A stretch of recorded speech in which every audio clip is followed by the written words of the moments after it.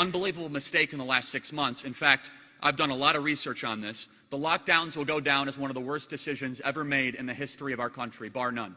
The lockdowns, they are... The lockdowns, we need to say it so it'll never happen again. I'm going to say some things that some people might deem controversial, but whatever. The lockdowns are a luxury of the rich. If you have money, you can survive a lockdown. If you don't, you have to fight and barely get by. Every metric we have for a declining society is up. Every metric. Because of these lockdowns, 150 million more people worldwide will go into extreme poverty. 150 million people worldwide, because we decided to shut off global supply chains, shut off the movement of people, goods, and services. 15,000 scientists just signed the Barrington Declaration that said the lockdowns are the greatest threat to human health. They say it's all about safety and health. The lockdowns are hurting people. These are not victimless crimes. We tried to kill a mouse with a missile, and we did not adapt as we moved on. The more we saw the data come in, the more we locked down our country. All it did is delay the inevitable and also harm our young people.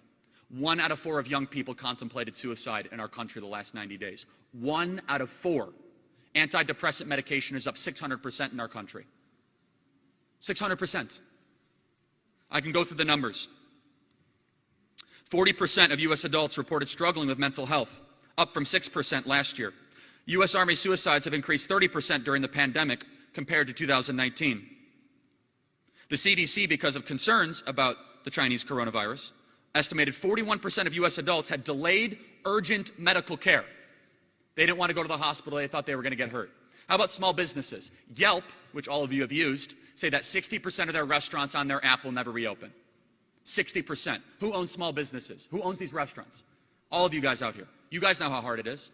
You have to deal with the city, the local, the county government, convince people to come back in. The backbone of the American entrepreneurial experiment are middle-class people taking a small risk that have 5 to 10 employees, and we crushed them. And what happened to the ruling class in this country?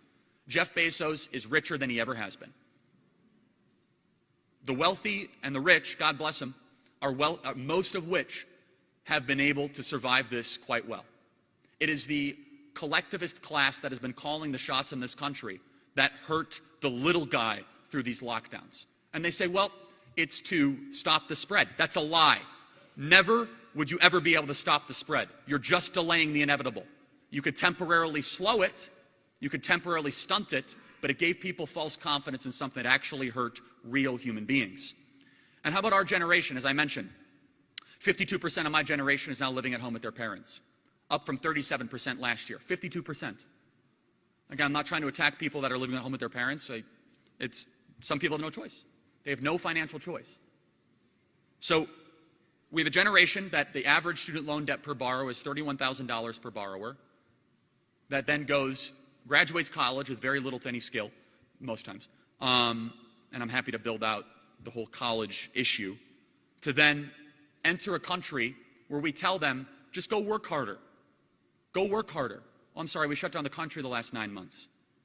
And what we are playing with right now in Western society, if we do not fully reopen our economies and fully reopen our schools, will be irreparable damage to the backbone of our republic that will only give license to a socialist demagogue to get power.